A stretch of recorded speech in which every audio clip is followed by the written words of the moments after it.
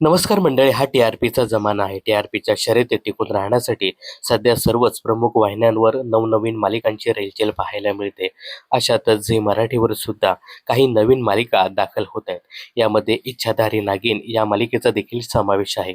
या मालिकेत प्रमुख नायिकेच्या भूमिकेत अभिनेत्री गौरी शेळगावकर ही दिसणार आहे. अशातच आता या मालिकेत एका लोकप्रिय अभिनेत्याची एंट्री होणार आहे.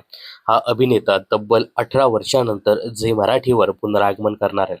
तर तो अभिनेता म्हणजे गिरीश परदेशी. गिरीश परदेशी यांनी या अगोदर या सुखांनो या, वहिनीसाहेब अशा लोकप्रिय मालिकेत प्रमुख भूमिका साकारली होती. आता हा अभिनेता तब्बल 18 वर्षानंतर झी मराठीवर कमबॅक करत आहे. झी मराठीच्या आगामी इच्छाधारी नागिन या मालिकेत तो प्रमुख भूमिकेत दिसणार आहे. ही मालिका लवकरच झी मराठीच्या प्रेक्षकांच्या भेटीला येणार आहे. गिरीश परदेशी यांच्यासोबत अजून कोणकोणते कलाकार या नव्या मालिकेत झळकतात हे पाहणं खूपच इंटरेस्टिंग ठरणार आहे. तर झी मराठीच्या आगामी इच्छाधारी नागिन या मालिकेबद्दल तुमचं काय मत आहे हे कमेंट्स करून नक्की सांगा. मनोरंजन क्षेत्रातील अशाच फिल्मी अपडेट जाणून घेण्यासाठी चॅनलला सबस्क्राईब करा.